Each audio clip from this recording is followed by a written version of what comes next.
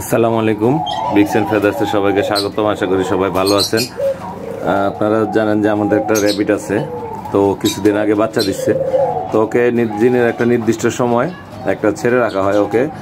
তো এই আমাদের পাখির ঘরেই ও ছেড়ে থাকে, বাইরেও যায় আবার চলে আসে। ও যেহেতু এখন বাড়িটা চিনে ফেলছে, আর আমাদের এখানে তেমন কোনো শিকারী প্রাণীর আক্রমণ নেই, তো এই জন্য ওর জন্য তেমন কোনো ভয় নেই। তো আপনাদের সাথে ভিডিওটা যে কারণে শেয়ার করলাম যে দেখেন আমাদের যে পাখির খাবারের ট্রে পরিষ্কার করার পর, পাখির খাবারের বাটি পরিষ্কার করার পর যে উচ্ছিষ্টগুলি থাকে, এখানে অনেক উচ্ছিষ্ট আছে। তো এগুলি আমাদের এই খরগোশটা বেশ মজা করে খায়। দেখেন ও খায়, এখন অনেকক্ষণ ধরে খাচ্ছে, খেয়ে এখন যেখানে গিয়ে আবার বিশ্রাম করছে।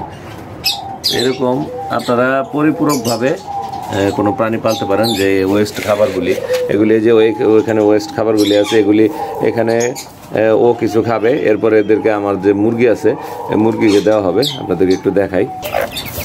এই যে আমাদের মুরগির বাচ্চাগুলিও আলহামদুলিল্লাহ বড় হয়ে গেছে।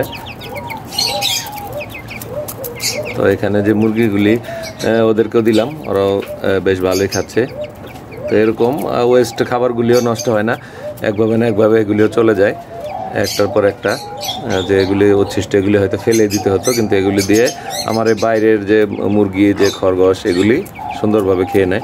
আরও যে ধান জাতীয়, গম জাতীয় যেগুলি থাকে, ওগুলি পরিষ্কার করে কবুতরকে দেওয়া হয়। তো এরকম আপনারাও খামারে একটার পাশাপাশি একটা, যে এটা উচ্ছিষ্ট খাবার আরেকটা কীভাবে চালানো যায়, এরকম বুদ্ধি খাটিয়ে খামারের জন্য একটা লাভজনক উপায় তৈরি করতে পারেন। তো ধন্যবাদ সবাইকে ধৈর্য ধরে ভিডিওটা দেখার জন্য।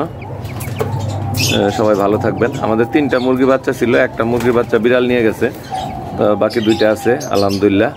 একটা বোঝা যায় যেগুলি সোনালি, আর একটা ওইটাও সোনালি হবে হয়তো। এগুলি আছে সোনালি আর আসিলের ক্রস। যেহেতু আমার এখানে মোরগ নাই, আমি বাইরে থেকে ডিম আনছিলাম, তো ওখান থেকে এই বাচ্চাগুলো বের হয়েছে। তো সবাই ভালো থাকবেন। আসসালামু আলাইকুম।